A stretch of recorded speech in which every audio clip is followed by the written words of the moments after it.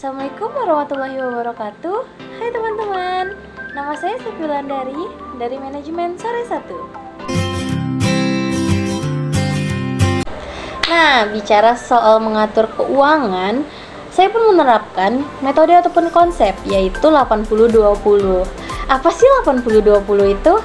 Jadi 80 itu kebutuhan, sedangkan 20 itu keinginan. Kalian bertanya-tanya nih, kenapa kebutuhan lebih besar daripada keinginan?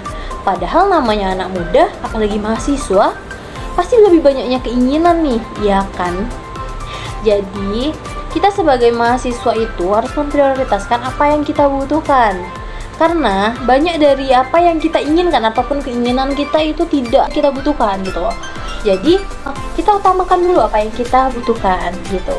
Nah, seperti saya misalkan saya mahasiswa sekaligus pekerja juga yang penghasilannya bisa dibilang 1.500.000 per bulan, ya dibilang untuk mahasiswa ya itu bukanlah jumlah yang besar, namun cukup dengan kita membagi 80%-nya itu untuk kebutuhan kita, sedangkan 20% itu untuk keinginan.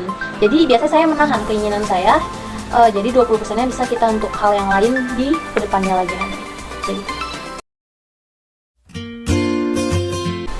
Yups, betul sekali. Saya punya keinginan.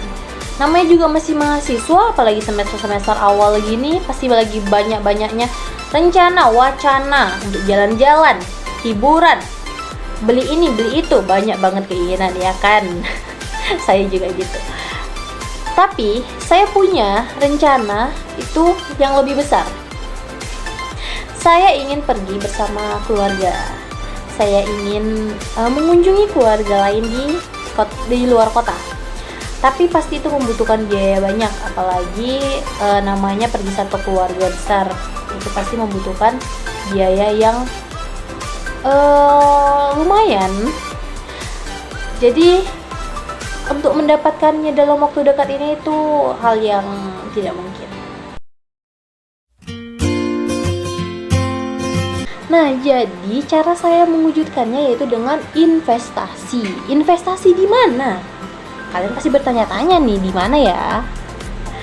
Ya, saya akan berinvestasi di pasar uang. Kenapa nggak pasar modal?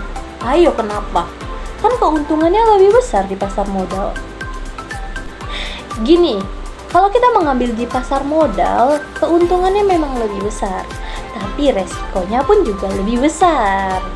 Nah, kalau misalnya kita menanamkan modal pada suatu perusahaan, ya misalnya kita menanamkan modal untuk saham di perusahaan, itu memang kita dapat keuntungan yang persenan lumayan.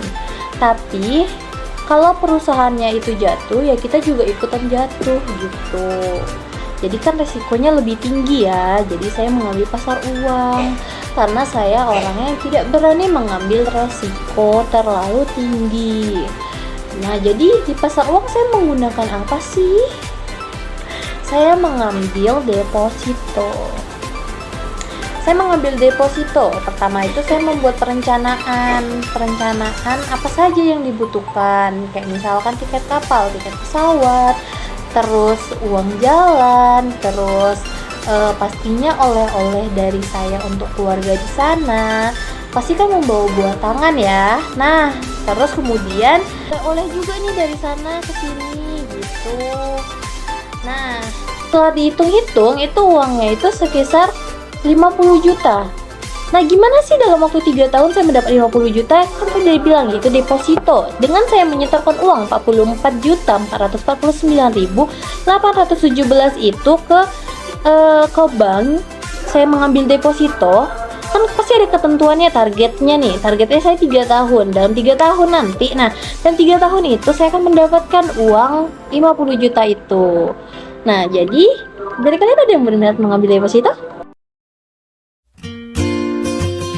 Oke, pesan terakhir yang ingin saya sampaikan kepada teman-teman sekalian, kalau dalam mengatur keuangan itu kalian prioritaskan kebutuhan, karena keinginan itu belum tentu apa yang kalian butuhkan. Dan juga jika kalian punya keinginan yang besar, kalian harus buat perencanaan yang matang.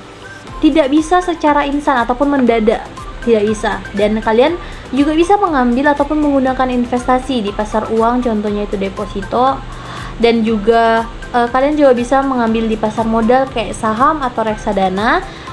Nah, jadi kalau kalian berani ngambil resiko, ambil di pasar modal. Tapi kalau tidak berani mengambil resiko, ambil aja di pasar uang. Ataupun kalian juga bisa menggunakan tabungan berjangka.